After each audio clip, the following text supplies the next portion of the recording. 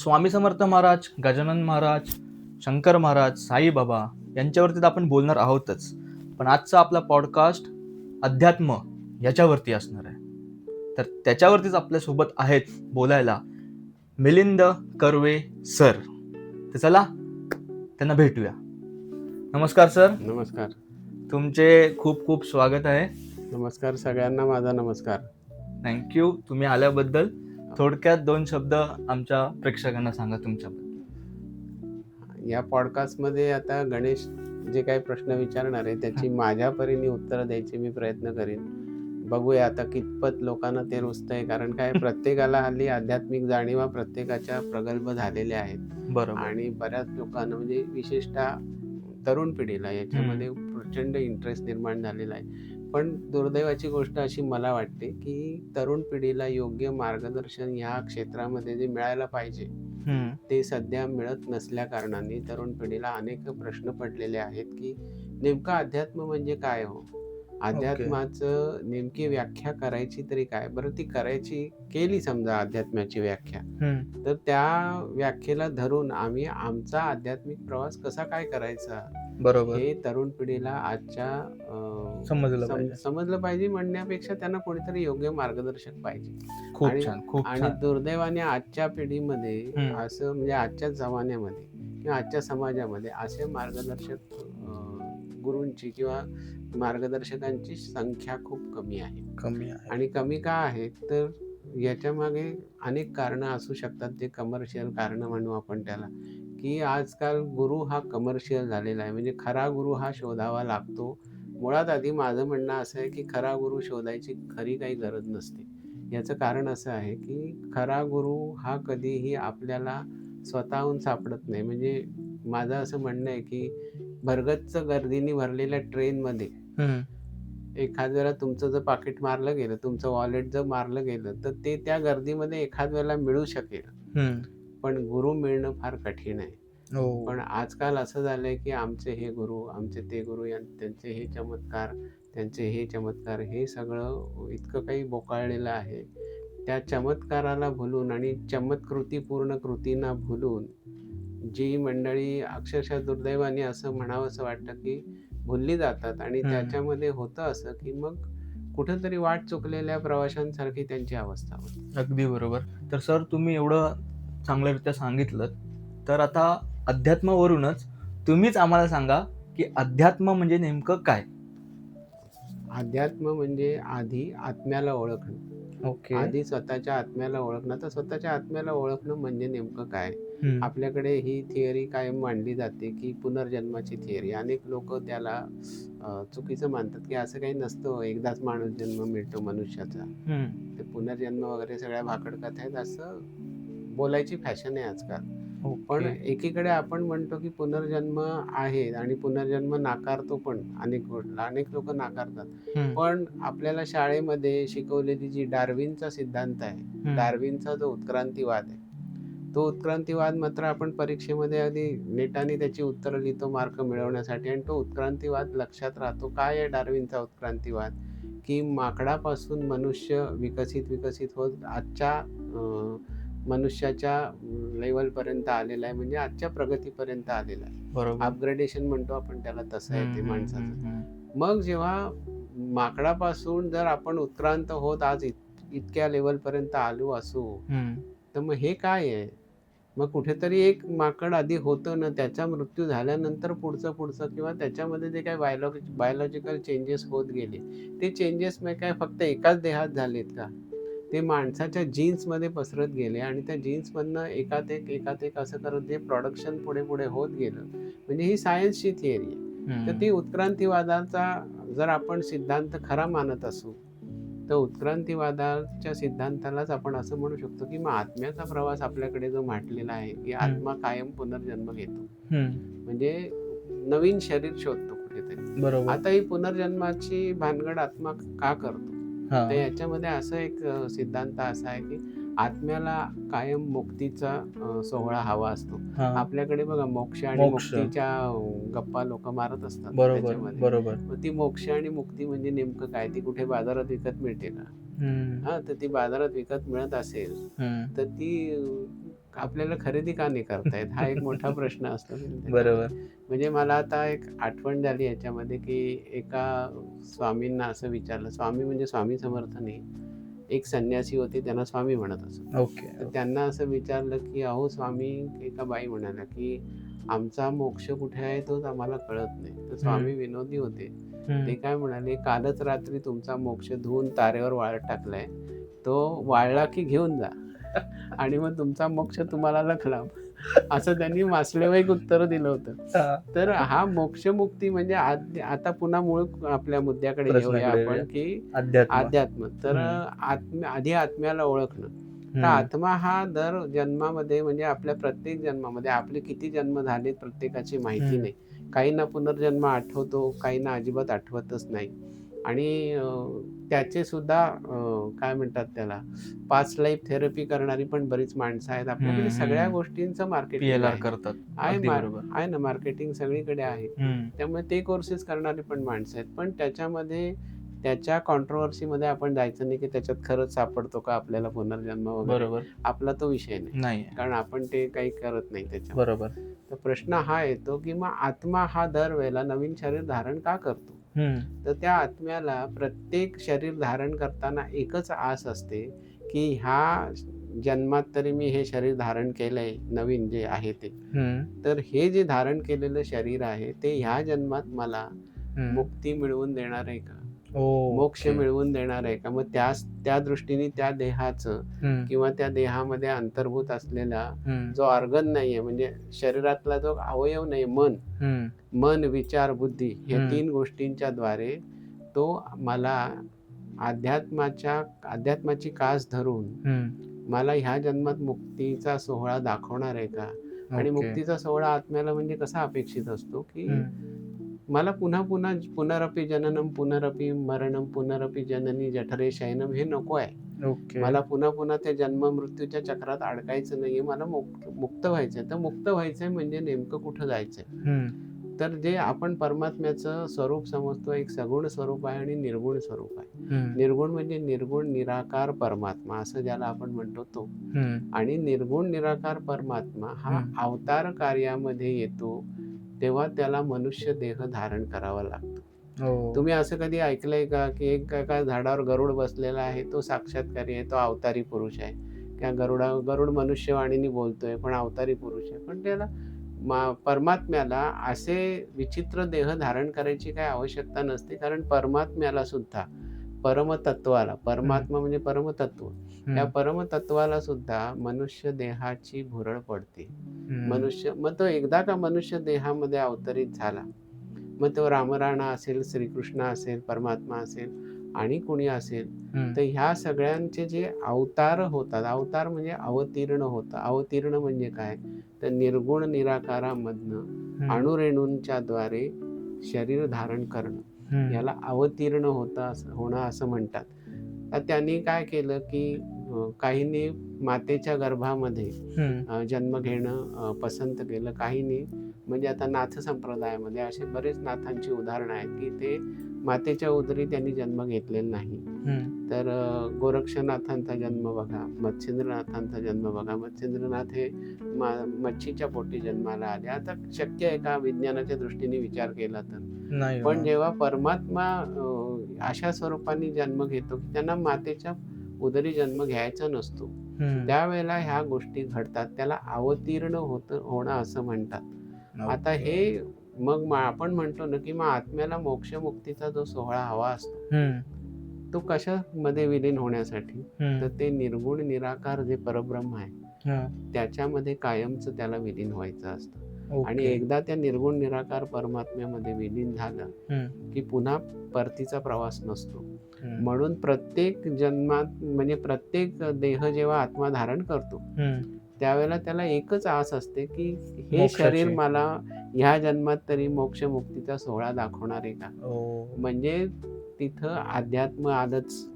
अध्यात्माच्याच वाटेने, अध्यात्मामधलेच वेगवेगळे टप्पे आहेत, त्या टप्प्यांवरती चालत जाऊन त्या व्यक्तीला, म्हणजे चालत जाऊन म्हणजे योग्य मार्गदर्शनाखाली, मला अध्यात्म कळलं म्हणून मी सगळे माझे असं अपब्रिंगिंग केलं, अपग्रेडेशन केलं, असं होत नाही.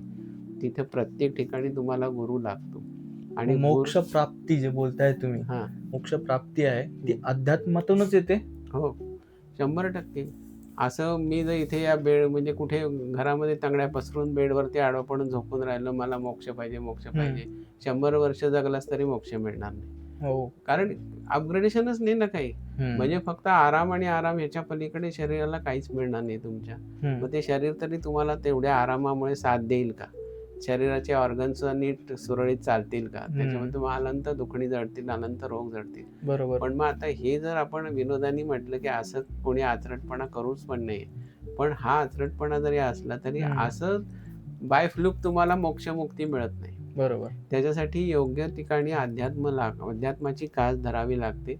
अध्यात्माची कास धरणं म्हणजे काय, की कुठल्या तरी वर्गामध्ये, कुठल्या तरी सेमिनारमध्ये ध्यान पद्धती शिकणं किंवा आणखीन योगासनांचे वर्ग वगैरे, त्याच्यातनं काही मोक्षमुक्ती मिळते. योगासनं ठीक आहेत, योगासनांपुरतं आपण बोलू की आपल्या शरीरासाठी ते अत्यावश्यक शास्त्र आहे. म्हणजे आपण म्हणतो ना की अष्टांग योग जो म्हटलेला आहे त्याच्यामध्ये, ते आपल्या शरीरशास्त्राशी ते निगडित आहे. पण त्याच्यातनं तुम्हाला आध्यात्मिक उन्नती किती साधता येते ह्याचा विचार केला पाहिजे. मग अध्यात्मासाठी काय करावं लागतं? आधी आत्म्याला ओळखणं म्हणजे काय, तर आपल्या बाहेरची ही जी दुनिया आहे, जी आपण म्हणतो ना पंचमहाभूतांनी बनलेली दुनिया आहे, पृथ्वी, आप, तेज, वायू आणि आकाश, ही 5 तत्व आहेत. ही पंचमहाभूत आहेत.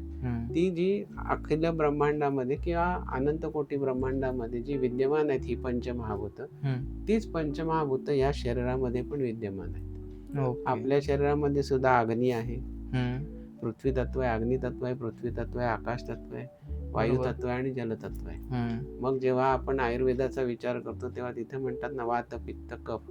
मग हे वात, पित्त, कफ म्हणजे काय, तर वायू, अग्नी आणि जल या तिन्हींचा जो आपल्या शरीरामध्ये जे काही त्रिदोष म्हणून मानले गेले, याचं संतुलन ज्यांच्या शरीरामध्ये आहे, ती माणसं ठणठणीत, निरोगी किंवा त्यांच्या नखातही रोग सापडत नाही असं म्हणतो आपण, अशी ती माणसं असतात.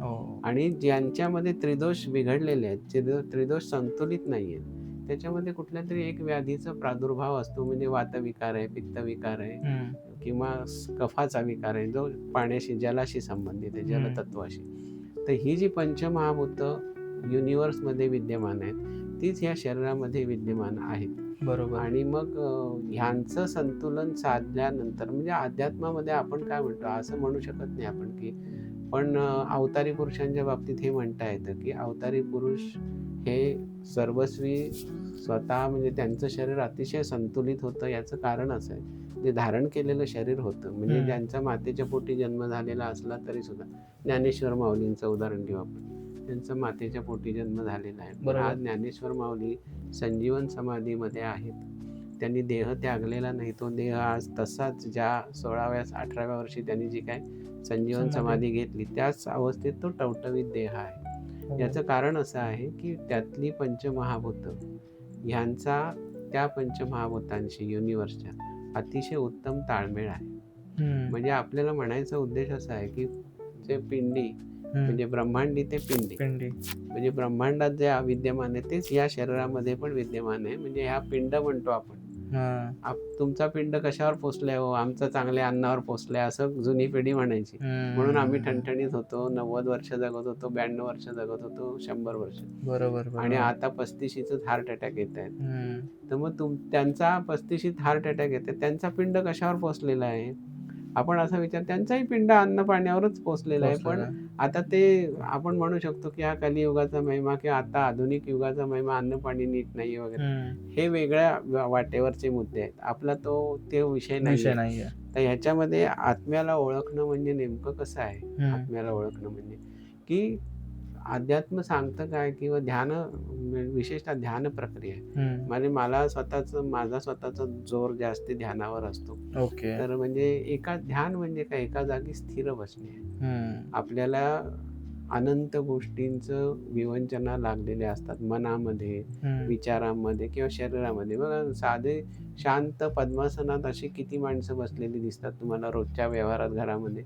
काहीतरी हा हातच हलवतील, हा पायच हलवतील, काहीतरी देहाला हालचाल आहे. आणि हालचाल म्हणजे ती काय नकळत पण केली, म्हणजे तंगड्यापासून आडवा पडलाय मनुष्य, झोपलाय, तरी सुद्धा कुठे एक मोबाईल आहे किंवा इथे भिंतीवर टीव्ही लावलेला आहे, तर टीव्हीकडे बघत असेल. म्हणजे कुठे ना कुठेतरी सगळीकडे लक्ष विचलित करण्याच्या अनंत गोष्टी आजच्या ह्याच्यात. त्यामुळे स्थिर बसणं हे आजच्या काळात कोणाला शक्यच होत नाही, कारण त्याचा अभ्यास नाही. आणि ह्या गोष्टी असाध्य आहेत अशातला भाग नाही. अभ्यासाने या सगळ्या गोष्टी साध्य होतात. पण मुळात आधी मला हे करायचंय का? मुळात आधी प्रश्न असा आहे की अध्यात्म हा शब्द आहे, आधी तुला, आता म्हणजे गणेशला असं आपण म्हणू की गणेशला मुळात त्याच्या स्वतःच्या आत्म्याला ओळखायचं आहे का? बरोबर. किंवा त्याला स्वतःच्या आत्म्याची ओळख करून घ्यायची का, जाणून घ्यायचंय का? हा मोठा प्रश्न आहे. नाही तर सांगायला सोपं आहे की अध्यात्म म्हणजे आधी आत्म्याला ओळखणे. पण तुम्ही काय सांगताय, बडबड करते काहीतरी, आम्ही कसल्या आमची आम्हालाच ओळख नाही तर आत्म्याला काय ओळखणार, अशी पद्धत आहे. आता पद्धत बोलायची का अशी आहे की आधी आमची आम्हालाच ओळख नाही म्हणजे काय? आयडेंटिटी काय आहे लिगल? गणेश आयरेची लिगल आयडेंटिटी काय? Ganesh Ayre so and so, हे शिक्षण आहे, हे अमको आहे तमको आहे, ही आयडेंटिटी लिगल आयडेंटिटी झाली. ती सगळीकडे आपल्याला प्रूफ द्यावं लागतं त्याचं, म्हणजे आधार कार्ड आहे, हे आहे, ते आहे, ते सगळीकडे. पण गणेश आयरेची अशी ओळख त्याला कधी करावून घ्यावीशी वाटेल का की मी गणेश आयरे आहे म्हणजे मी नेमका कोण आहे? हु ॲम आय? हा जो प्रश्न असतो ना, तो जेव्हा पडतो की नाही, तो जेव्हा प्रश्न पडतो की हु ॲम आय, की बाई ठीक आहे माझी लिगल आयडेंटिटी ही आहे. मला हे तुमचे प्रश्न आज ऐकून ना एक सीन आठवला, मी कुठे ते पाहिला होता की आपले शिवजी शंकर म्हणजे महादेव आणि हनुमान हे समोरासमोर होते. आणि एक कुठेतरी सीन असं पाहिलंय की आपले महादेव हनुमानला विचारतात की कोण आहेस तू, असं. तर ते नाव सांगतात की हनुमान. नंतर तू कोण आहेस? तर ते बोलतात की म्हणजे परिचय सांगतात की असं मी हे आहे, तो आहे, ते आहे. तरी पण ते कंटिन्युअस एकच प्रश्न विचारतात की तू कोण आहेस? हनुमान म्हणजे कोण आहे? तेव्हा हा सीन आठवला मला तो, की त्यावेळा ते रिअलाइज करून देत असतात की तू कोण आहेस, आतून कोण आहेस हे तू मला सांग. तू काय परिचय आहे, काय आहेस, तू कोणाचा पुत्र आहेस, वायूचा पुत्र, हे नको सांग, तू कोण आहेस हे मला सांग. म्हणजे हे सेम आहे का? सेम आहे म्हणण्यापेक्षा आपण असं म्हणू शकतो की या हनुमंत म्हणजे मारुती आपण म्हणतो, भीमरूपी महारुद्रा वज्र हनुमान मारुती, हा शिवाचाच अवतार आहे, अंश अवतार आहे, शिवाचा अंश. कसा अंश अवतार आहे? तर अंजनी होत, मारुतीच्या आईचं नाव अंजनी. तर शिव आणि मारुती हनुमान यांच्यामध्ये फरक काहीच नाही, कारण हा शिवाचाच अवतार आहे हनुमंत हा. बरोबर. तर अंजनी माता म्हणजे मारुतीची आई, ती असीम शिवभक्त होती. शिव ओम नमः शिवायचा जप अखंड तिचा सुरू असायचा. तर तिला जेव्हा पुत्र संतान नव्हतं आणि तिचा पती म्हणजे बलाढ्य केसरी नंदन म्हटलं होतं, त्या केसरी नंदन हनुमंताला म्हणतात. पण केसरी जे तिचा पती होता तो बलाढ्य असा लंगूरवीर होता, म्हणजे ज्यांना म्हणतात की ते वानर योनीमधले असं म्हणू आपण. पुन्हा इथे उत्क्रांतीवादाचा विचार केला तर अतिशय प्रगत ती योनी होती, म्हणजे आपण म्हणू वानर योनी. त्याच्यामध्ये जे आपण आता झाडावर माकडं बघतात ती काही परिस्थिती नाही तशी, ते नाही, ते अतिशय अविकसित प्रकार. आणि ते हनुमंत, इथे हा प्रश्न येतो, नवीन पिढीला प्रश्न पडतो की मग हनुमंताला शेपटी कशी, मग वानर रूप कसं. तर ते अतिशय उत्क्रांत झालेलं ते. आणि ह्याच्यामध्ये आणखीन बऱ्याच गोष्टी बोलण्यासारख्या आहेत की आपण जे म्हणतो डायमेन्शन्स, म्हणजे आपण आयाम, ज्याला मराठीमध्ये आयाम म्हणतात, त्या डायमेन्शन मधल्या अनेक काही डायमेन्शन, म्हणजे पृथ्वी आपली 3 डायमेन्शनल इफेक्ट मधली आहे, आपण त्रिमितीमध्ये राहतो.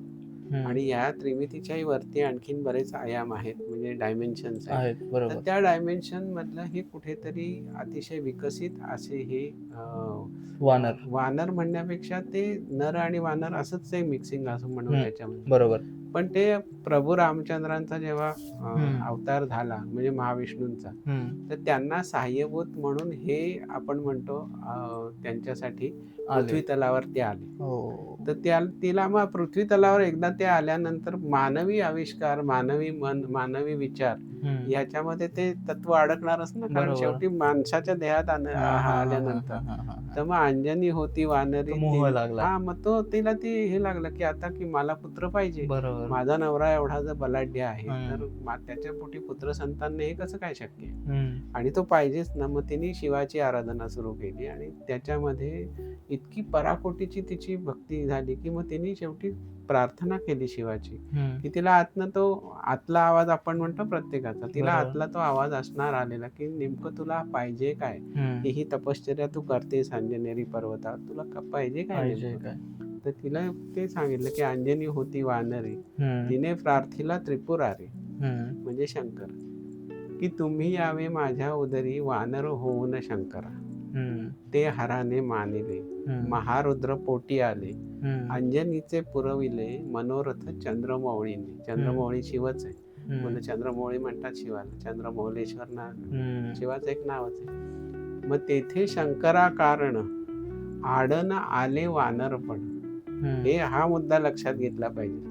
म्हणजे आपण मगाशी सुरुवातीपासून जे बोलतोय की परमात्मा अवतीर्ण होतो, मग आता इथे शिवा अवतीर्ण झाले तिच्या उदरी, तर तेव्हा त्यांच्यासाठी की वानर पण आड आलं नाही, की मी वानराचा जाणार असा काही नाहीये त्याच्यामध्ये. मग त्यांना म्हणजे आपण म्हणतो ना जन्म कसा घ्यायचा, काय घ्यायचा, कोणत्या अवतार म्हणजे अवतार कार्य काय याच्यामध्ये, तर ह्याच्यासाठी तो जन्म घेतलेला आहे शंकराने. मग ते वानर पण त्यांना आड आलेलं नाही. आणि मग आपण पुन्हा मूळ मुद्द्यावर आलो तर आपण असं म्हणू की अध्यात्म बाहेर शोधायचा विषय नाहीये, अध्यात्म हा आतमध्ये शोधायचा विषय आहे. कारण जे ब्रह्मांडात आहे ते सगळं आपल्या पिंडात आहे. बरोबर. म्हणजे एकदा आपण म्हणू की समाधी अवस्थेमध्ये अमुक एक योगी आहे, स्वामी समर्थ समाधी अवस्थेत तासन तास बसत असत, शंकर महाराज समाधी अवस्थेत बसत असत, साईबाबा बसत असत, गजानन महाराज बसत. म्हणजे नेमकं काय हो समाधी अवस्था म्हणजे नेमकं काय. तर त्यांच्या मिटल्या डोळ्या आड त्यांना हे सगळं आतलं जे विश्व दिसत असायचं, त्या आतल्या विश्वातच त्यांच्यासाठी बाहेरचं विश्व पण त्यांच्या आतमध्ये साकार व्हायचं. म्हणजे त्याच्यासाठी त्यांना डोळ्यांनी बघणं किंवा इकडे तिकडे दृष्टी लावून बघणं असं काही करावं लागायचं नाही. आणि मग ती समाधी अवस्था मग त्यांची तासनतास टिकत असेल. किंवा आजकाल असं पण म्हणतात की तुम्ही ध्यान करायला शिका, तुम्हाला समाधी कशी लावायची ते आम्ही शिकवतो. आणि तुम्ही शिकवाल समाधी कशी लावायची, पण त्या समाधीतनं त्याला बाहेर काढायची ताकद आहे का तुमच्यामध्ये. जर एखाद्याची खरोखर म्हणजे पूर्वपुण्याई असेल मागच्या जन्मांची आणि तो बसला ध्यानाला आणि तुम्ही त्याच्यावर काहीतरी त्याला ती प्रोसेस सांगितली त्याला की अशा अशा पद्धतीने ध्यानाच्या प्रक्रियेमध्ये माणसाला शिरता येतं. पण ठीक आहे, तो जर प्रगत असेल, त्याचा आत्मा जर प्रगत असेल आणि त्या ध्यानाच्या प्रोसेसमध्ये त्याची नकळत समाधी लागली, समाधी अवस्थेत तो पोचला, पण त्या समाधी अवस्थेत तो पोचला तर त्याच्यातनं बाहेर काढण्यासाठी कोणीतरी अधिकारी पुरुष हवा की नको. बरोबर. पण मग हे एखाद्याला शक्य असतं.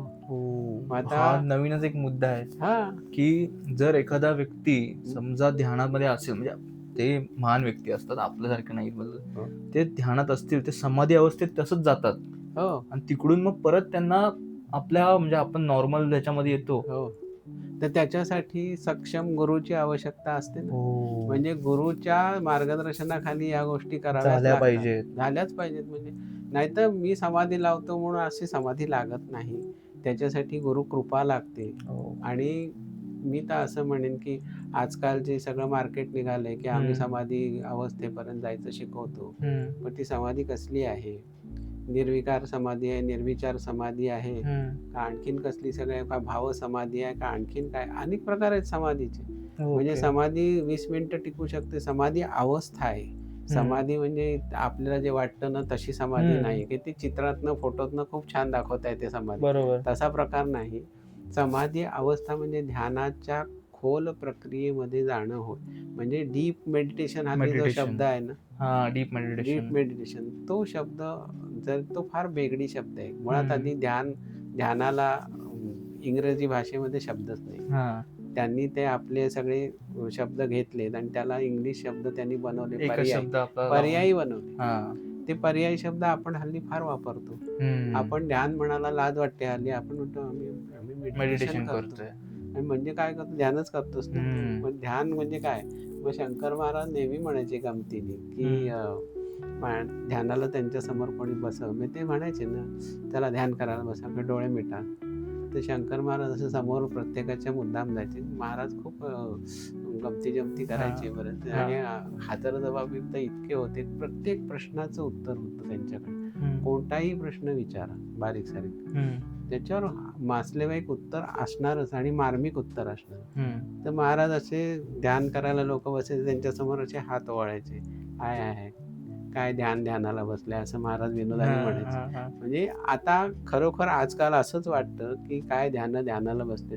म्हणजे लोक मला म्हणतात की आम्ही ध्यान करतो, पण कारण माझा जोर ध्यानावर असल्या कारणाने मी नेहमी सांगतो का तुम्हाला समस्या आहेत ना, व्यावहारिक समस्या, ते तुम्ही सोडवायच्या. बरोबर. मी ध्यानाला बसलोय 50 मिनिटं किंवा 50 तास, तर माझ्या समस्या सुटणार आहेत का एका रात्रीत? तर अशक्य आहे. व्यावहारिक प्रश्न तुमचे आहेत, ते तुम्ही सोडवावे लागतात, किंवा त्या व्यावहारिक प्रश्न सोडवण्यासाठी कोणती मदत घ्यावी लागते किंवा त्याच्यासाठी काय योजना बनवायला लागते, हे तुमच्या बुद्धीने ठरवायला लागतं. अगदी बरोबर. तुम्ही एक उल्लेख केलात की ध्यानाच वरूनच की तसा योग्य गुरु पण लागतो. हो. अगर ध्यानात बसायचं असेल किंवा मेडिटेशन करायचं असेल, तसा गुरु पण लागतो. तर तुमचे गुरु कोण होते? माझे गुरु शंकर महाराज आहेत.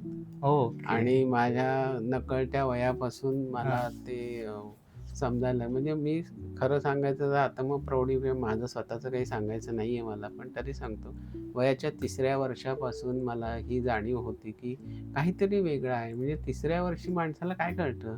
काहीच कळत नाही. पण 3ऱ्या वर्षापासून वयाच्या ते आजपर्यंत, म्हणजे आता मी ज्या टप्प्यावर आहे त्या टप्प्यापर्यंत मला जे काही माझ्या आयुष्यात घडलं ते वयाच्या 3ऱ्या वर्षापासून ते मला लख्ख आठवतं, स्मृतीमध्ये लख्ख कोरलेलं आहे. वयाच्या 3ऱ्या वर्षापासून आतापर्यंत. पण त्याच्यामध्ये तुम्ही असं म्हणाल तर अनंत फालतू गोष्टी पण लक्षात राहिलेल्या आहेत उगाच, की ज्या खरोखर म्हणजे त्या फाईल सगळ्या डिलीट करायला पाहिजेत, अशा पण पुष्कळ न डिलीट केलेल्या फाईल डोक्यामध्ये आहेत. म्हणजे याचा अर्थ असा नाही की निगेटिव्ह फाईल आहेत फक्त, किंवा यांनी मला असं बोललं होतं, त्यांनी मला त्यावेळेला शिवी दिली होती, त्यांनी मला त्याच्यावर असा त्रास दिला होता, हे बाजूला ठेवलं तरी सुद्धा जे काही घडलं आयुष्यामध्ये, आणि क्रीम कसलं तर आध्यात्मिक प्रवासाचं. आणि वयाच्या साधारण म्हणजे जसं नॉर्मल एखाद्या व्यक्तीचं आयुष्य असतं त्या पद्धतीनेच माझंही आयुष्य जात होतं. सगळं म्हणजे अगदी लहानपण, त्याच्यानंतर आलेलं मध्यम वय, नंतर तरुणपणातल्या सगळ्या गोष्टी माझ्याकडेही होत्या, सगळंच होतं. म्हणजे असं काही नव्हतं कुठल्या गोष्टीपासून मी वंचित स्वतःला ठेवलेलं आहे किंवा काय. पण स्ट्रगल, मी तुम्हाला प्रत्येकाला सांगतो की स्ट्रगल हा प्रत्येकाला चुकलेला नाही. म्हणजे आजही आपण विचार केला तर म्हाताऱ्या माणसांना सुद्धा, अजूनही काही म्हाताऱ्या माणसांना किंवा वयोवृद्ध माणसांना आपण म्हणू असं, स्ट्रगल अजूनही चुकलेला नाही. आता हा स्ट्रगल कुठून येतो? तर पुन्हा आपण मूळ विषयाकडे गेलो तर आपण असा विचार केला की पुनर्जन्माचा जो सिद्धांत आपण म्हणतो, तर त्याच्यामध्ये आपण म्हणतात की माणसं सहज बोलतात हल्ली बघा, की सोशल मीडियाने हे शिकवलेलं आहे, अहो काय कसले आमचे कर्मभोग आहेत. काही जण म्हणतात आमचे सगळे प्रारब्ध आहे. आपले प्रारब्ध, संचित प्रारब्ध, क्रियामान, हे शब्द हल्ली शाळकरी पोरांना पण माहिती. बरोबर. म्हणजे तर संचित म्हणजे काय, प्रारब्ध म्हणजे काय, क्रियामान काय, त्या विषयामध्ये आपल्याला जायचं नाही, आपल्याला त्याचं एक्सप्लेनेशन करायला आपण बसलेलो नाही. पण प्रारब्ध म्हणजे काय, जे मागच्या जन्मी करावं ते ह्या जन्मासाठी उरवावं, आणि ह्या जन्मातच ते पुरवून खावं, आणि ह्याच्यातलं संपलं नाही तर पुढच्या जन्मासाठी ते कॅरी फॉरवर्ड करावं, असा हा जन्मजन्मांचा सिद्धांत आहे. मग आपण म्हणतो की अहो यांचं कसं आहे माहिती आहे का, हल्ली म्हणायची पद्धत आहे की चारों उंगलियां घी में और सर कढाई में. अशी म्हणायची पद्धत आहे. म्हणजे त्यांचं वेल टू डू इतकं आहे की मग त्यांच्यावर अशी काही वेळ नाही का आम्ही का स्ट्रगल करायचा. तर त्यांचा स्ट्रगल वेगळा आहे, आपला स्ट्रगल वेगळा आहे. बरोबर. म्हणजे आपण म्हणून आपल्या देशामधलं जे आता आर्थिक दृष्ट्या अतिशय नंबर 1चं जे कुटुंब आहे, अंबानी, आता तुम्ही नाव घेता, मी नाव घेतलं नाही, पण त्यांचाही स्ट्रगल वेगळा आहेच ना. बरोबर आहे. त्यांच्याकडे आपण लोक काय म्हणतात की त्यांच्याकडे अफाट पैसा आहे, की पैसा आज जाळला तरी पुरणार नाही असा पैसा आहे तरी, पण तो शेवटी त्यांचा स्ट्रगल काय आहे तो त्यांना माहिती आहे. म्हणजे ही समाजामध्ये जी दरी आहे ना, की जी कुठेतरी वरच्या लेवलला आणि खालच्या लेवलला त्याच्यामध्ये मध्यम वर्ग हा सगळीकडे वरळला जाणारा वर्ग आहे त्याच्यामध्ये. बरोबर. पण ह्या सगळ्या उतरंडीमध्ये हा जो प्रत्येकाचा जो स्ट्रगल आहे, त्या स्ट्रगलला म्हणजे आताच नुकतंच आपण म्हणू की आशा भोसलेंचं निधन झालं, पण आशा भोसलेंचं जे चरित्र आहे त्याच्यामध्ये त्या बाईंनी जो काही स्ट्रगल केला आणि त्यांनी तो सांगितल्यामुळे आज सगळ्या लोकांना तो माहित आहे माहिती आहे. स्ट्रगल, बरोबर. की आजच्या त्यांच्या पोझिशन पर्यंत पोहोचण्यासाठी त्यांना काय काय झगडावं लागलं, काय काय करावं लागलं. फक्त त्यांच्याकडे एकच गोष्ट होती आणि ती आवाज. म्हणजे जन्मतः सिद्ध हस्तकळा होता. गळा होता. पण त्या गळ्याचं चीज कसं करायचं ते हां. त्यांनी स्वतः ते ठरवलेलं आहे. अगदी बरोबर. म्हणजे आपण हा विचार केला पाहिजे स्ट्रगलच्या मध्ये सुद्धा, की आपल्याकडे पॉझिटिव्ह गोष्टी कोणत्या आहेत आणि नेगेटिव्ह गोष्टी कोणत्या आहेत. बरोबर. आपण नेहमी नेगेटिव्ह गोष्टी गोष्टींवर हायलाइट जास्त करत आपण असतो. हायलाइट करतो आणि पॉझिटिव्ह गोष्टी आपण हां. सोडून देतो. सोडून देतो. तेच आपण पॉझिटिव्ह गोष्टी जास्त ठेवल्या अशा हो किंवा माझा हा स्ट्रॉंग पॉईंट आहे, माझा हा स्ट्रॉंग पॉईंट आहे, हो तर ऑटोमॅटिकली आपला थिंकिंग प्रोसेस पण तशी होऊन तशीच जाते. होऊ शकते. नाहीतर आपण नेगेटिव्हलाच विचार करत राहू. हो म्हणून तर परत मी त्याच प्रश्नावरती येतो हां, हां. की जसं तुम्ही बोललात तुमचे गुरु तर शंकर महाराज आहेत. हो तर आमच्या व्ह्युअर्सला सांगा की जर आपण आता समजा ध्यानामध्ये जातोय, ध्यान नाही अध्यात्मावरती जातोय, हम्म. तर त्यांनी त्यांचा गुरु कसा निवडावा? आपला गुरु आपण शोधायला जाऊ नये, कारण गुरु शोधायला गेल्यानंतर नको तो गुरु तुमच्या वाट्याला येऊ शकतो. म्हणजे कमर्शियल गुरु, माझं एक लक्षात घ्या, कमर्शियल गुरु. पण आता हे लक्षात घेतलं पाहिजे की आज स्वामी समर्थांना मानणारा एक करोडो लोक असतील त्याच्यामध्ये, तर त्याच्यापेक्षा आणखीन करोडो, म्हणजे पेक्षा नाही, आपण 1 करोड म्हणू, आपण उदाहरणासाठी घेऊ आपण की 1 करोड लोक समजा स्वामींना मानतायत, दुसरा 1 करोड लोक म्हणजे गजानन महाराजांना मानतात, आणखीन काही करोड लोक साईबाबांना मानतात, आणखीन काही करोड लोक गोंदवलेकर महाराजांना मानतात, काही शंकर महाराजांना मानतात. बरोबर. मग मला एक सांग की त्याच एका गुरुतत्वाकडे आपण गुरुतत्व म्हणूया, एलिमेंट म्हणतो त्याला, बरोबर. ते तत्व आहे, गुरुतत्व आहे. गुरु हा देह नाही, गुरु हा आत्मा नाही, गुरु हा कुठलाही तुमच्या समोर जे चित्र आहे गुरुचं ते गुरु नाही. म्हणजे स्वामी समर्थ म्हणायचे की तुम्ही काय कशाचं ध्यान करता, माझ्या चेहऱ्याचं, म्हणजे आमचे चेहरेच फसवे आहेत म्हणून.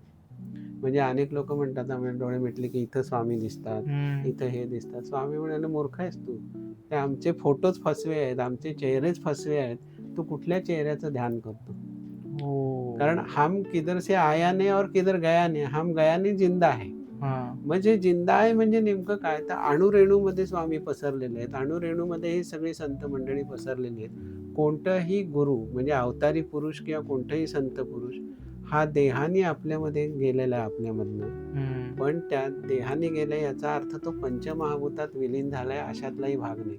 म्हणजे आपण म्हणतो ना, एखादा व्यक्ती गेली, मोठी अगदी थोर व्यक्ती गेली किंवा काय, की ते पंचतत्वात विलीन झाले, त्यांचे अंत्यसंस्कार झाल्यावर म्हणतो पंचतत्वात विलीन झाले म्हणजे कुठे झाले, तर ब्रह्मांडातली ती पंचमहाभूत आहेत, त्याच्यामध्ये ती पंचमहाभूत विलीन झाली. पण संत मंडळी किंवा ज्ञानेश्वर माऊलींपासून ते आजकालच्या संतांपर्यंत, आपण शंकर महाराजांपर्यंत उदाहरण घेऊ, एवढ्या रेंजचा विचार केला तर ह्या प्रत्येकाला आजच्या 2026 सालापर्यंत देह धारण करणं अशक्य होतं का?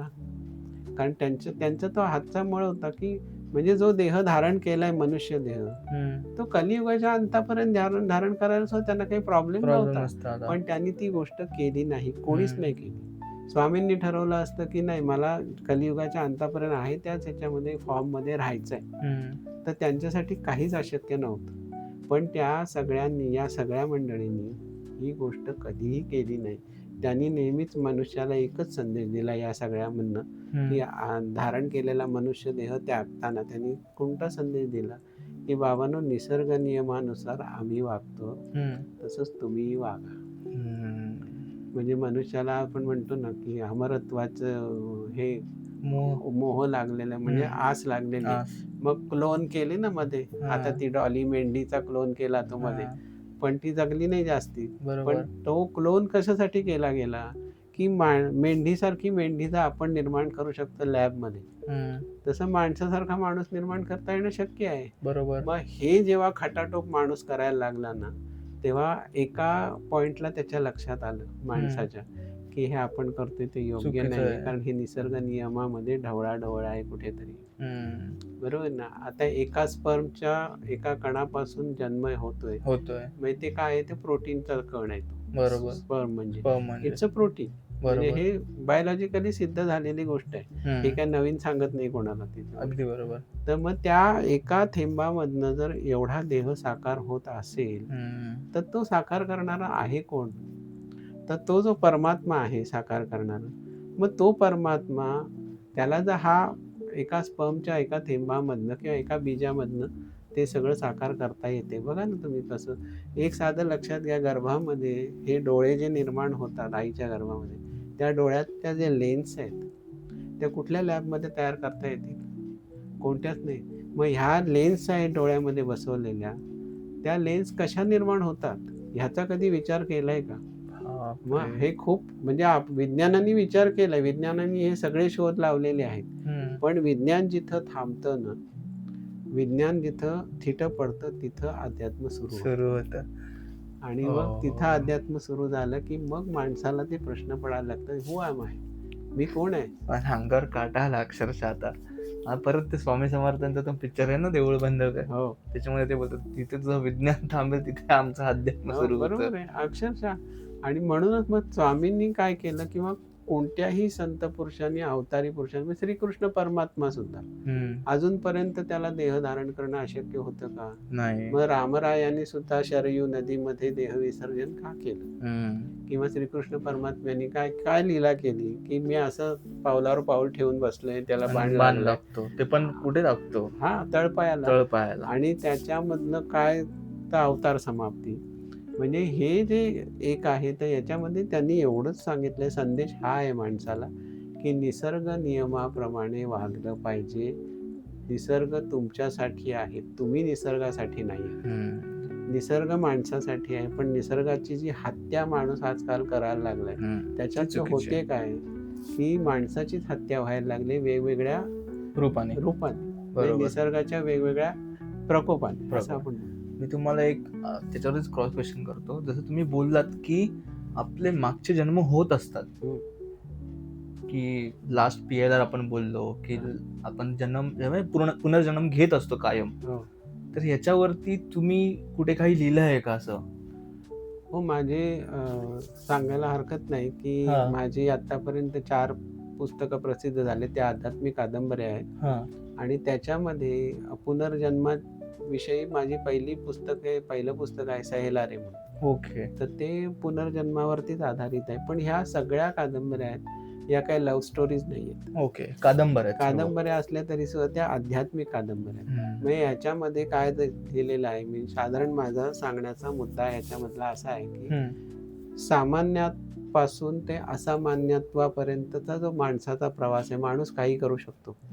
आपण नेहमी म्हणतो की माणसाला अशक्य कोणतीच गोष्ट नाही. बरोबर. मग अशक्य कोणती गोष्ट नाहीये, तर फक्त मटेरियलिस्टिक लाईफमध्ये काही अशक्य ठेवायचं नाही. असं करण्यापेक्षा आध्यात्मिक आयुष्यामध्ये काहीतरी अशक्य ते शक्य करून दाखवा ना. मग आपण नुसतं असं म्हणून चालत नाही की अशक्य ते शक्य करतील स्वामी. मग स्वामी सगळं करतील, मग तुम्ही काय करणार? मग स्वामींवरती सगळं सोपवून नको. स्वामी बघा हे असं कर. आजकाल हे फार फ्लाइंग किस द्यायची पद्धत निघाली स्वामींना. अरे तू काय कोणाला फ्लाइंग किस देतोस तू? तुला बरोबर आहे, ती सवय आयटमला फ्लाइंग किस द्यायची सवय लागलेली असते, त्यामुळे स्वामींना पण द्यायचं, साईबाबांना पण द्यायचं. ही काय चुकीची पद्धत आहे ही. म्हणजे आणि आपणच आपल्या धर्माच्या सगळ्या शास्त्रसंमत जे आहे, म्हणजे ज्याला आपण सनातन धर्म म्हणतो, त्याच्यामध्ये फ्लाइंग किस बसत नाही हो कुठे. पण तुम्ही ते देता म्हणजे स्वामींना. बरोबर. त्यांना काय वाटत असेल स्वामींना, ह्याचा विचार केला का कधी? मग अशक्य ते शक्य करतील स्वामी, हे स्वामींवरती जबाबदारी टाकण्यात काय अर्थ आहे? त्याच्यासाठी तुम्ही काय करणार? नुसतं स्वामींच्या पुढे किंवा आणखीन संत मंडळींच्या पुढे भिकेची झोळी घेऊन जायचं की मला हे द्या, काहीतरी टाका माझ्या झोळीत सारखं. माझ्या अपेक्षाच संपत नाहीयेत ना. आणि ते पण मटेरियलिस्टिक. मटेरियलिस्टिक. जे अध्यात्म किंवा आपले स्वतःच्या मोक्षाकडे जाण्याची जी गोष्ट पाहिजे ती न मागता आपण फक्त आपलं लाईफ कसं चांगलं अजून होईल. मोक्ष कोणाला हवंय, मोक्ष कोणाला नकोच आहे. याचं कारण काय, आत्ता काय मिळालंय ते उपभोगून घ्या आणि हम्म. त्याच्यात जास्तीत जास्त उपभोग कसा घेता येईल हे बघायचं. आणि त्याच्यामध्ये आणखीन असं असतं की चला गणेशनी आज मर्सिडीज घेतली काय, अरे भला उसकी कमीज मेरे कमीज से सफेद कैसी, हे फार असतं लोकांचं. म्हणजे आपण म्हणतो ना ओनर्स प्राईड आणि नेबर एनवे, तो प्रकार याच्यामध्ये आहे. ती ओनिडाची जाहिरात होती जुनी, एकदम बरोबर. त्याच्यामध्ये हेच लिहिलेलं होतं ना की ओनिडाचं टीव्हीची जाहिरात तीच होती की घरामध्ये आल्यानंतर काय नेबर्स एनवे ओनर्स प्राईड, तसा प्रकार होता. तोच प्रकार आज सगळीकडे अगदी बरोबर. बोकाळलेला आहे त्याच्यामध्ये. तुम्ही एक सांगितलं आता की तुम्ही 4 पुस्तके लिहिले, हा. तर त्या 4 पुस्तकांबद्दल आम्हाला सांगा. हा. त्यांचे शीर्षक काय होते, आतमधला कंटेंट, म्हणजे प्रेक्षकाला हे समजेल की नक्की कोणत्या अध्यात्मावरती किंवा कोणत्या विषयावरती तुम्ही त्याच्यावर लेखक केले. तर माझ्या 4 आध्यात्मिक कादंबऱ्या प्रसिद्ध झालेल्या आहेत. आणि आध्यात्मिक कादंबऱ्यामध्ये विषय काय आहेत असा जर प्रश्न पडला तर आध्यात्मिक कादंबरी असू शकते का, पुष्कळ आहेत आध्यात्मिक कादंबऱ्या, काय मीच एकट्याने लिहिलेले आहेत, हजारो अवेलेबल आहेत आज मार्केटमध्ये. पण तरीसुद्धा मी विशेष असं वेगळं काय लिहिलं तर त्याच्या मागची थोडीशी पार्श्वभूमी सांगायला हरकत नाही. मला लहानपणापासून वाचनाची अतिशय आवड होती. म्हणजे साधारण इयत्ता 5वी पासून माझं अवांतर वाचन सगळं सुरू झालं आणि त्या वेळेपासून मला जी वाचनाची ओढ लागली, त्यामुळे असं लक्षात आलं माझ्या नंतरच्या आयुष्यामध्ये, म्हणजे आता ज्या वयाच्या टप्प्यावर आहे तर त्या तिथपासून जर मागची 50 वर्ष जर विचार केला तर त्या 50 वर्षात माझी कमीत कमी 15,000पेक्षा जास्ती पुस्तकं वाचून झालेली आहेत. 15,000? हो, ही पुस्तकं वाचून झालेली आहेत. त्याच्यामध्ये सगळे विषय आहेत, फक्त आध्यात्मिक नाही. पण एक टप्प्यानंतर मी अध्यात्माच्या विषयाकडे वळलो आणि मग त्याच्यामध्ये सगळं पिंजून काढलं. पण याचा अर्थ तुम्ही असं म्हणाल की तुम्ही कोणी ज्ञानी आहात का, तुम्ही स्वतःला ज्ञानी वगैरे काही समजत नाही. याचं कारण आहे की सगळंच काही जर आपल्या आतमध्ये मुरवायचं म्हटलं तर कदाचित डोकं फिरायची वेळ यायची माणसाची. कारण काय, किती तुम्ही आतमध्ये जिरवणार, झिरपवणार, मुरवणार. कारण आपल्याकडे आपण असं म्हणतो ना की आपल्या मेंदूचा काही टक्के भागच आपण संपूर्ण आयुष्यभर वापरतो. बरोबर. बाकीचा मेंदूचा पार्ट आपण वापरतच नाही त्याच्यामध्ये. आता ते माझ्या बाबतीत काय झालं ते मला माहिती नाही, पण मी मगाशी जे सांगितलं की माझ्या सगळं लक्षात राहतं. तर ही सगळी पुस्तकं वाचता आणि मी कुठलंही पुस्तक रॅन्डम वाचलेलं नाही, चाळून किंवा इथे ह्या पानावर काय त्या पानावर असं काही नाहीये. स्टार्ट टू एंड, म्हणजे वाळवी सुद्धा ज्या वेगाने पुस्तकं खाईल त्याच्यापेक्षा जास्त वेगाने मी पुस्तकं वाचलेली आहे. वाळवी भुगा करते पुस्तकांचा, मी सगळा डोक्यात माझ्या तो साठवलेला भुगा असं म्हणू आपण, विनोदाने असं म्हणायला पाहिजे. आणि मी रॅन्डम वाचत नव्हतो, तर 1200 वर्ड्स पर मिनिट हा माझा स्पीड होता वाचायचा. बापरे. त्यामुळे एकेका दिवसामध्ये 3-3 पुस्तकं सुद्धा मी पूर्ण करत असे. अर्थात हा मॅडनेस का मला आता वाटतो, तेव्हा तो आनंदाचा भाग होता.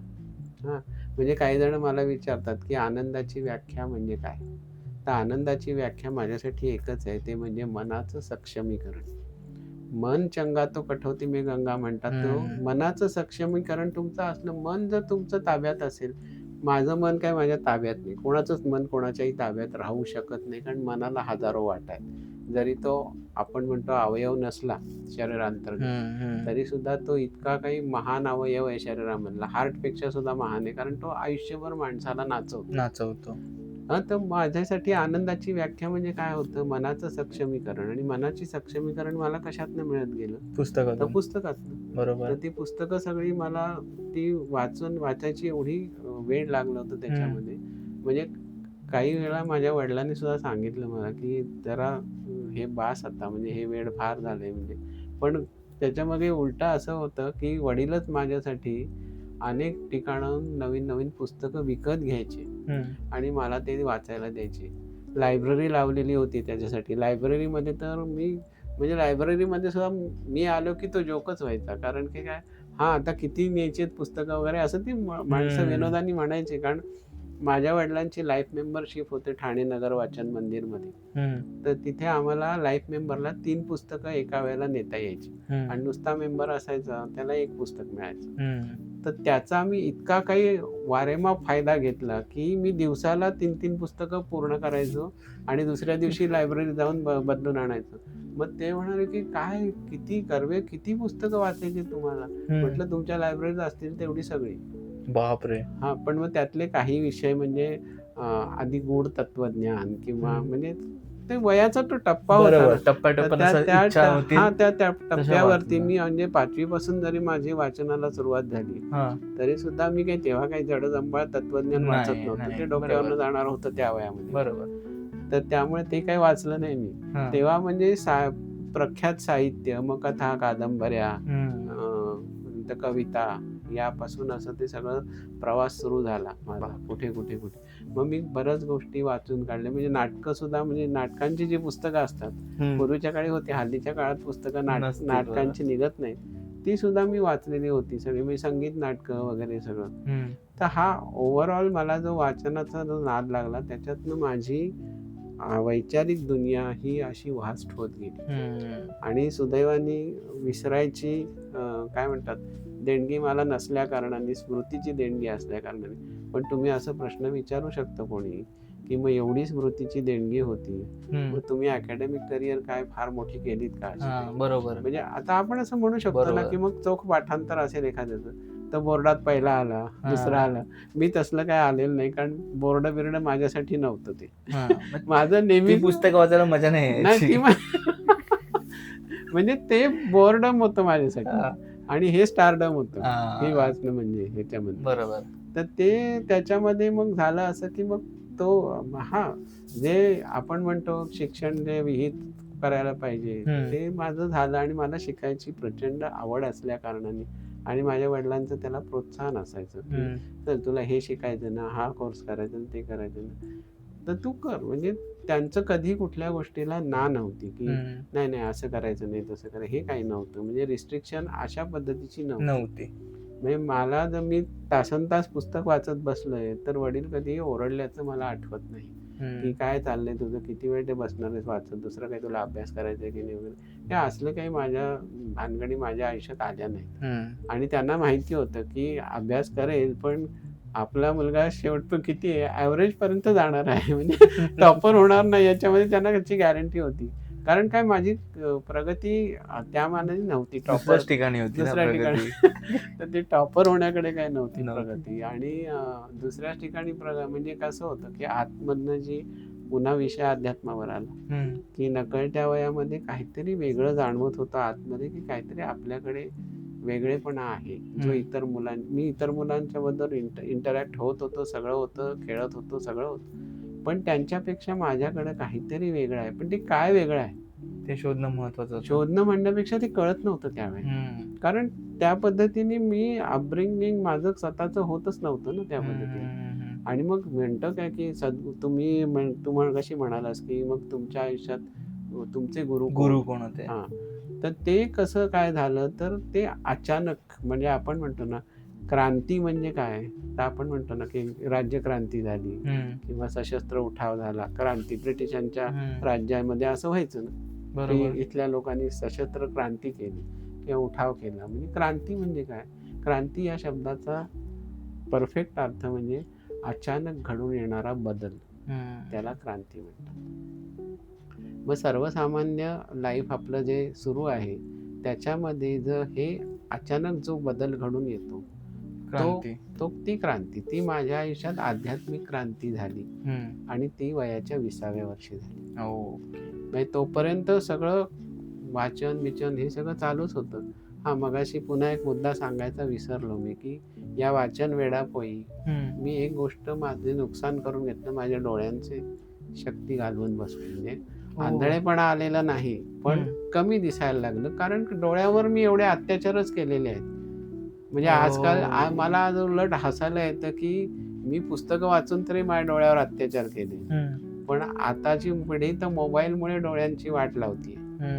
म्हणजे त्याला काही सुमारच राहिलेलं नाही. म्हणजे मी पुस्तक वाचत होतो एवढी तर मी बावळट ठरावा इतकं हल्ली लोक मोबाईल बघतायत. म्हणजे आपण म्हणायचा बरोबर, विचार केला, बरोबर, म्हणजे बरोबर. सगळ्या गोष्टीचा सारासार विचार केला तर मूळ मुद्दा असा ह्याच्यामध्ये येतो की मग डोळ्यांची माझा त्रास झाला त्याच्यात, पण वाचनातनं जो वाचनानंद मिळाला आणि त्याच्यामधनं जे जे काही साठत गेलं स्मृतीमध्ये त्याच्यामध्ये, तर मी एवढी पुस्तकं वाचूनही मी कधी आयुष्यात पुस्तकं लिहीन हे माझ्या स्वप्नात सुद्धा नव्हतं.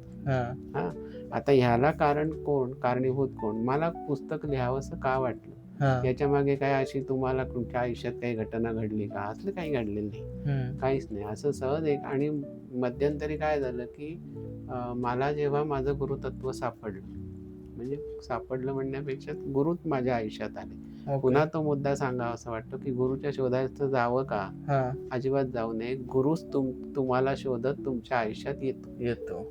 मग तो कोणी अवतारी पुरुष असेल किंवा एक साध्या देहधारी पण पुरुष असेल, की तो असल्यानंतर फक्त तुम्हाला त्याची ओळख पटत नाही, पण त्याची पावलं जेव्हा आपल्या आयुष्यात पडतात आपलं आयुष्य ऑटोमॅटिक बदलतं. म्हणजे आपण म्हणतो ना, लक्ष्मीची पावलं जशी आपल्या आयुष्यात पडत जातात आणि मग आपलं आयुष्य वेगळ्या वाटेने कलाटणी घेतं किंवा लक्ष्मी येते ना घरामध्ये, बरोबर. तर तो प्रकार जो असतो, ती जी पावलं शुभ पावलं मानली जातात, तशी गुरुची पावलं ही शुभ पावलं असतात, कारण ती तुमच्या आत्म्याच्या उन्नतीसाठी तुमच्या आयुष्यात आलेली असतात. कारण त्या आत्म्याला आता इतकी ओढ लागलेली असते, मला मोक्षमुक्ती हा देह तरी प्राप्त करून देणार आहे. आणि जर ती वेळ आलेली असेल, आपण म्हणतो ना प्रत्येक गोष्टीची वेळ यावी लागते, बरोबर. ती जर वेळ आलेली असेल तर सद्गुरू आपोआप तुमच्या आयुष्यात प्रवेश करतात.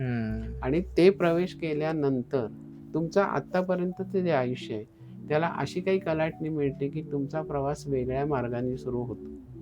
पण याच्यामध्ये हे गुरु ठाम सांगतात तुम्हाला की योगक्षेमम वहाम्यहम. LICचा जो लोगो आहे, लाईफ इन्शुरन्स कॉर्पोरेशनचा, योगक्षेमम वहाम्यहम म्हणजे काय?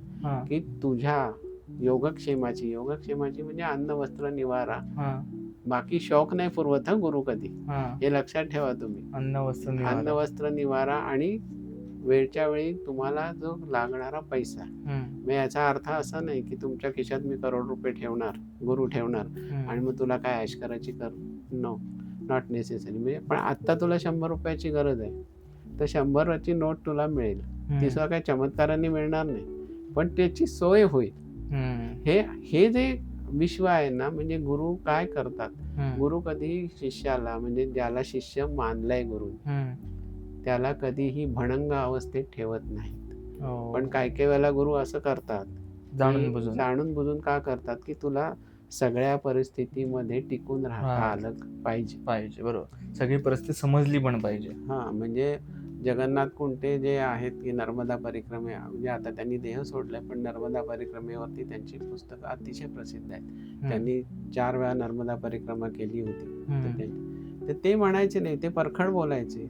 तर त्यांचा माझा अनेक वर्ष संबंध आलेला आहे, त्यामुळे त्यांच्याशी बोलताना ते नेहमी म्हणायचे, अरे गुरु काय करतो, गांडीला लंगोटी पण ठेवत नाही, मग तुम्हाला नागडा फिरवतो गुरु, पण त्याची तयारी तुमची पाहिजे. तुम्ही जर तिथे रडत बसलात की हे काय, मला नागडा फिरवता, तुम्हाला शोभतं का? तर गुरु म्हणेल, मला काय शोभतं याचा विचार तू करू नकोस, तुला काय शोभतंय ते मला माहिती आहे, तुझ्यासाठी उचित काय, योग्य काय ते मला माहिती आहे, तेच मी करणार आहे. ते 4 पुस्तकांची शीर्षक काय आहेत? पहिलं पुस्तक आहे सहेलारे. दुसरं आहे मम आत्मा गमला. तिसरं आहे शून्य साक्षी. चौथा आहे चक्रवर्ती. आणि आता 5वं पुस्तक प्रकाशनच्या प्रोसेसमध्ये आहे, त्याचं नाव आहे तत्पुरुष. म्हणजे 5वं पुस्तक तुमचं येते आता? येते, हो. एक साधारण 2-3 महिन्यात किंवा जून महिन्यापर्यंत प्रकाशित होईल. ओके. म्हणजे लेखक मी म्हणजे मी मिलिंद कर्वे याचा लेखक आहे. म्हणजे प्रत्येक वेळेला पुस्तकावर अनेक लोक जो प्रश्न विचारतात, तो मी तुला त्याचं उत्तर देतो आता, की माझ्या पुस्तकावरती वरच्या कव्हरला लेखक मिलिंद कर्वे असं नाव असतं, आणि त्याच्या पुढे कंसामध्ये KMS असं असतं, 3 अध्यक्षर, KMS असा ती अध्यक्षर असतात. तर मला अनेकांनी प्रश्न हा विचारला की KMS तुमचा सहलेखक आहे का, म्हणजे तुम्ही कोणतरी 2 व्यक्ती हे पुस्तक लिहिताय का? तर म्हटलं सहलेखक वगैरे काय नाही. मला हसायला आलं त्यावेळेला. असं म्हणजे ज्या अनुभूतींनी मी पुस्तकं लिहितोय ते सहलेखकाच्या मदतीने होऊ शकत नाही. अर्थात एखादा तात्विक कुठला ग्रंथ लिहायचा आहे तर त्याच्यासाठी कोणाची तरी मदत गरज लागू शकते. लागू शकते. बरोबर. आपण शक्यतेचा विचार शक्यता करतोय. करते. हा. तर मग KMS म्हटलं काहीतरी युनिक पाहिजे. म्हणजे मला प्रकाशक पण म्हणाले काहीतरी नाव तुमचं आहे बरोबर. ठीक आहे, मिलिंद कर्वे आहे नाव. हा. तर मिलिंद सखाराम कर्वे असं माझं पूर्ण नाव आहे. हा. तर मिलिंद स कर्वे असं लिहिण्यापेक्षा काहीतरी वेगळं युनिक पाहिजे. हा.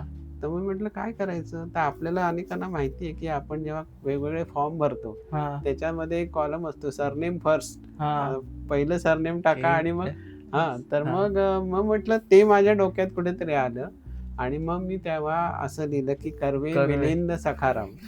तर ते KMS आणि मग ती फक्त अध्यक्षरं घेतली मी आणि ती कंसात असतात. ओके. आणि त्याच्यामुळे इनिशियल्स तुम्ही थोडेसे वागडे पुढे मागे केलेत.